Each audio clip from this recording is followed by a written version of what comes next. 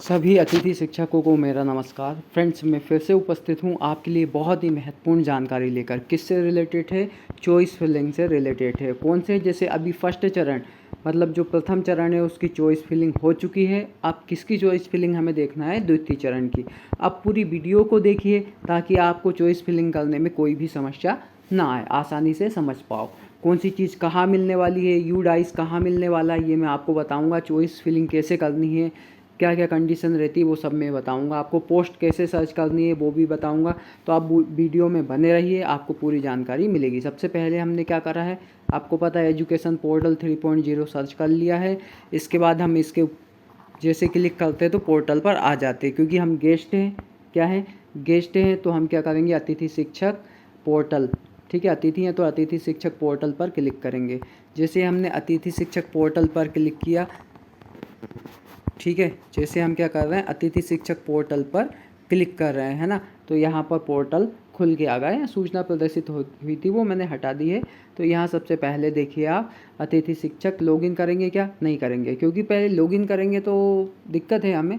Post कैसे create करेंगे, post कहाँ से मिलेगा, यू डाइस कहाँ से मिलेगा, तो आपको सबसे पहले मैं बताऊँ यू डाइस कैसे सर्च करना है ना। तो यहाँ पर आप देख पा रहे हैं 3 डॉट है, इस 3 डॉट पर क्लिक कीजिए आप। जैसे आपने इस 3 डॉट पर क्लिक किया कुछ खुल के आया, देखिए यहाँ पर देख पा रहे हैं आप, क्या, अतिथि शिक्षक हेतु संभावित रिक्तियाँ, है ना। ठीक है फ्रेंड्स, एक बात और यहाँ पर याद रखें, जैसे आज से चॉइस फिलिंग शुरू हो गई है तो ये चॉइस फिलिंग क्या है, जैसे ही शुरू होती है ना तो कुछ पोस्ट शो नहीं हो पाती है। हालांकि एक दिन में तो ख़त्म नहीं होगी, आपको टाइम मिलेगा 2 दिन, कम से कम 2 दिन टाइम तो मिलता ही मिलता है। तो 2 दिन टाइम आपको मिल रहा है, तो 2 दिन 3 दिन भी दे सकते हैं। तो आप मान लीजिए 2 दिन, है ना। तो एक दिन, जैसे पहला दिन जो होता है ना फ्रेंड्स, उस दिन क्या होता है, पोस्ट अपडेट होती तो थोड़ा सा टाइम लगता है। हालांकि पहले से उनको दे दिया है, किसको, जो शाला प्रभारी है उनको पोस्ट अपडेट करने का ऑप्शन दे दिया है, तो वो पोस्ट को अपडेट कर देंगे। फिर भी अपडेट होने में टाइम लगता है, तो पहले दिन आप छोड़ दीजिए, मतलब चॉइस फिलिंग कीजिए, छोड़ना नहीं है। आपको ऐड करने का ऑप्शन मिलता है, क्योंकि फाइनल लॉक का ऑप्शन नहीं भी करते फाइनल लॉक तो ऑटोमेटिक लॉक भी हो जाता है ना। स्पष्ट रूप से निर्देश दे दिए जाते हैं, ठीक है ना। तो सबसे पहले हम इससे सर्च करेंगे, जो भी पोस्ट हमें चाहिए उसके बारे में सर्च करेंगे, ठीक है। आगे बढ़ते हैं, हमने जैसे ही खाली जगह थी उस पर क्लिक किया तो हम क्या करेंगे, देखिए फ्रेंड्स, यहाँ से आप जिस भी डिस्ट्रिक्ट के हो वो डिस्ट्रिक्ट चुने। जिस भी ब्लॉक में आपको पोस्ट चाहिए वो आल संकुल रहने दीजिए, सभी संकुल में। पैनल देखिए कौन से पैनल में आपके स्कोर कार्ड में कौन कौन से पैनल है, वो आप सभी सर्च कर सकते हैं अलग अलग करके। वैकेंसी अभी लॉन्ग टर्म है, शॉर्ट टर्म की कोई कंडीशन है, सर्च पर क्लिक करेंगे तो वैकेंसी आ जाएगी। तो हमने सबसे पहले कोई भी एक डिस्ट्रिक्ट चुन लिया, ठीक है। यहाँ से जैसे उज्जैन डिस्ट्रिक्ट चुना है, कोई दिक्कत नहीं है, उज्जैन डिस्ट्रिक्ट चुन लिया है। ये देखिए उज्जैन डिस्ट्रिक्ट के बाद जैसे चुना तो ब्लॉक आ गया। ब्लॉक में से जो भी उज्जैन डिस्ट्रिक्ट का कोई भी ब्लॉक है उसको आप चुन लीजिए। यहाँ पर देखिए संकुल वाली कंडीशन, संकुल में क्या बोल रहा हूँ आपसे, सभी संकुल रहने दीजिए, कोई भी संकुल है उसमें आपको पोस्ट दिखाई देगी। अगर एक एक करके देखेंगे तो ज़्यादा समस्या होगी, है ना। बाकी देख सकते हैं, यदि आपके आइट साइड का संकुल कोई है उसमें देख सकते हैं आप। संकुल देख लिया, इसके बाद सिलेक्ट पैनल भी हो गया हमारा, है ना। इस पैनल में देखिए कौन कौन से पैनल है। जैसे ही आपको इस यहाँ से ऊपर करते हो ना तो ऊपर जाने लगता है ये, है ना। तो आप देख सकते हैं पैनल कोई सा भी, एक पैनल कोई सा भी चुन लीजिए, है ना। अब वैकेंसी है, वैकेंसी लॉन्ग टर्म एक शॉर्ट टर्म आपको देखना है। वैकेंसी ओपन होती है, देखो लिखा है लॉन्ग टर्म और शॉर्ट टर्म, ठीक है। क्या लिखा हुआ है, लॉन्ग टर्म और शॉर्ट टर्म, तो वो आप कर सकते हैं। हालांकि अभी लॉन्ग टर्म चल रही तो आपको सिलेक्ट करने की ज़रूरत नहीं है, आप डायरेक्ट लॉन्ग टर्म सिलेक्ट होता है। फिर आप क्या करेंगे, सर्च पर क्लिक करेंगे। फ्रेंड्स, जो लैब बायोलॉजी है, लगभग जो लैब वाली कंडीशन है उनके लिए फिर से पोस्ट अभी वो शो नहीं हो पा रही है, शो हो जाएगी, क्योंकि ऐसा कोई स्पष्ट नहीं दिया लैब वालों के लिए। अलग से कोई नोटिफिकेशन दे दिया जाएगा तो आपको वो भी शो होने लगेगी। तो मैंने लैब वाला हटा के दूसरा यहाँ से सिलेक्ट कर रहा हूँ, है ना। तो मैंने यहाँ पर क्या सिलेक्ट किया, वर्ग 1 बायोलॉजी सर्च कर लिया, है ना। सिलेक्ट किया और मैंने सर्च किया तो यहाँ पर आ गया है उसकी डिटेल। अब क्या करना है आपको, जो जो स्कूल चॉइस फिलिंग में करना है फ्रेंड्स, डाइस कोड लिख के रखना। सीधी सी बात है, आप किसी दुकान पे जाओ चॉइस फिलिंग करवाने के लिए तो भी आपको क्या डाइस कोड लिखना होगा, है ना। लगभग अगर सुविधा हो उनके पास तो रख भी सकते हैं वो, क्योंकि सर्च करके पहले से रख दे कौन से ब्लॉक में। तो दिक्कत आएगी ये है क्या, आप अपने हिसाब से आपके पास वाले स्कूल है, कभी कभी क्या होता है फ्रेंड्स, स्कूल 50 किलोमीटर दूर मिल रहा है, 100 किलोमीटर, 150 किलोमीटर, तो वो आप खुद अपने हिसाब से मिस्टेक कर देते हो, क्योंकि आप आल एम का कोई भी क्या डाल देते हो, कोई भी यू डैश डाल देते हो। ये गलती आपकी है। इतनी दूर मिला है भाई, इतनी दूर मिला है, ये होने का कारण क्या है, आप खुद आपने क्या करा है, देखा नहीं ये डाइस कोड वो कहाँ का था, आपने डायरेक्ट दुकान पे गए, बोले आज चॉइस फिलिंग कर दो। ऑनलाइन की दुकान पे जैसे गए तो आपने खुद ने नहीं किया, आप खुद से करो ना, आप खुद से कर सकते हो, उसमें कोई चार्ज नहीं लगता, उसमें कुछ अपलोड नहीं करना होता है। तो आप खुद से जैसे कर रहे हो ना फ्रेंड्स, तो आप क्या कर सकते हो, चॉइस फिलिंग करने के लिए सबसे पहले डाइस कोड आपको ढूंढ के रखना पड़ेगा। वो प्रोसेस मैं आपको बता चुका हूँ कि ये प्रोसेस डाइस कोड ढूंढने की है।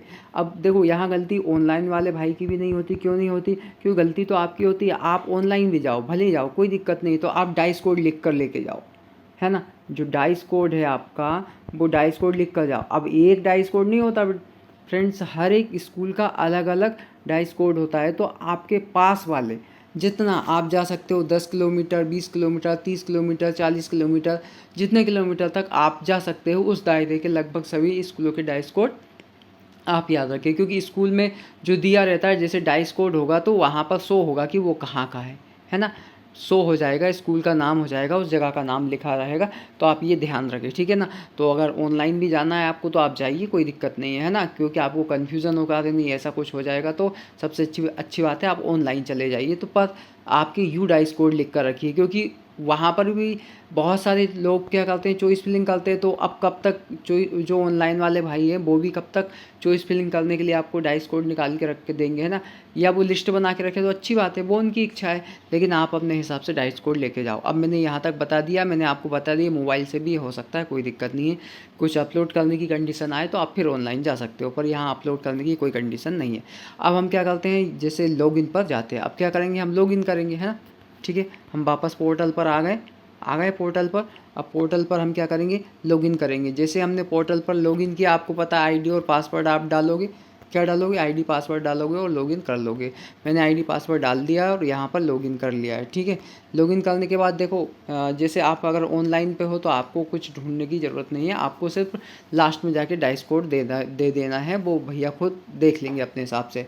अगर आप मोबाइल से कर रहे हो तो यहाँ पर कुछ नहीं दिखाई देगा, तो ये देखिए, आप एरो पर क्लिक कीजिए। जैसे आपने एरो पर क्लिक किया, देखो कुछ खुला हुआ है, सबसे ऊपर आया है गेस्ट फैकल्टी मैनेजमेंट सिस्टम आ गया है ना, गेस्ट फैकल्टी, इस पर आप क्लिक करेंगे। जैसे मैंने इस पर क्लिक किया तो यहाँ पर देखिए गेस्ट फैकल्टी मैनेजमेंट सिस्टम पर जैसे ही मैंने क्लिक किया है, थोड़ा सा माफ़ कीजिएगा, जैसे मैंने गेस्ट फैकल्टी मैनेजमेंट पर क्लिक किया तो यहाँ पर ये थोड़ा सा पीडीएफ ऊपर नीचे हो गया। फिर से कुछ ऑप्शन खुले पर यहाँ कुछ दिखाई नहीं दे रहा है ना, तो आप एरो पर क्लिक कीजिए। किस पर क्लिक कीजिए, एरो पर क्लिक कीजिए। जैसे आपने एरो पर क्लिक किया, यहाँ पर देखिए आपको कुछ ऑप्शन दिखाई देंगे, है ना। ये ऑप्शन दिखाई दिए कौन से, देखो यहाँ पर ये एक जो मैंने जस्ट पीडीएफ ऊपर आया था ना, जैसे मैंने एरो पर क्लिक किया, क्या आया हुआ था, ये है ना। यहाँ पर देखो सबसे ऊपर क्या है, यहाँ पर देखिए सबसे ऊपर चॉइस फिलिंग अपडेट लिखा है ना, चॉइस फिलिंग प्रोसेस लिखा। तो इस चॉइस फिलिंग प्रोसेस पर आप क्लिक करोगे तब आपको क्या खुल के आने वाला है, ये देखिए, ये जो ऑप्शन है ये खुलकर आ जाएगा। क्यों? क्योंकि मैंने किस पर क्लिक किया है, चॉइस फिलिंग, ठीक है, चॉइस फिलिंग प्रोसेस पर क्लिक किया है। तो दो ऑप्शन खुल कर आ गए, चॉइस फिलिंग और चॉइस फिलिंग रिपोर्ट। तो जो चॉइस फिलिंग है आप उस पर क्लिक करेंगे, वो चीज़ चॉइस फिलिंग, जितने भी चॉइस फिलिंग कर लेते हैं रिपोर्ट में आपको दिखाई देगा कि इतने स्कूल आपके आ गए। तो हमने चॉइस फिलिंग पर क्लिक किया। जैसे मैंने चॉइस फिलिंग पर क्लिक किया, अब देखो यही तो जो चीज़ मैं आपको बोलना चाह रहा था वो ये है। सबसे पहले उसने क्या मांगा आपसे, यू डाइस मांगा। जैसे ही यहाँ आप यू डाइस डाल दोगे आपको स्कूल का नाम मिल जाएगा। आपको पैनल सिलेक्ट करना, ये आपके ऊपर है, आपको पैनल सिलेक्ट करना है। पैनल जैसे सिलेक्ट करोगे, अगर पोस्ट वहाँ पर खाली है, यानी उस स्कूल में वैसे खाली है, वही देख के आप डाइस कोड डाल रहे हैं ना, तो जो पोस्ट खाली वो यहाँ शो हो जाएगी और आप ऐड पर क्लिक करोगे और वो पोस्ट ऐड हो जाएगी। जैसे मैंने एक डाइस कोड डाल दिया है और मैं ऐड पर क्लिक कर रहा हूँ, ठीक है ना।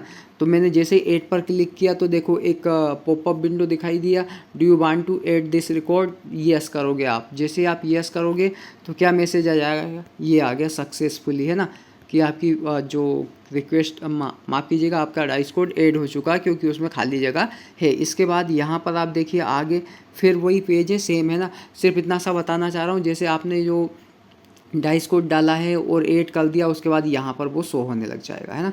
जितने भी, ऐसा नहीं एक एक करके डाल सकते हो आप, जितने भी आपकी इच्छा है उतने डाल सकते, है ना। तो फ्रेंड्स, वीडियो अगर पसंद आई है तो वीडियो को लाइक करें, शेयर करें और मेरे चैनल को सब्सक्राइब करें। Thanks for watching friends.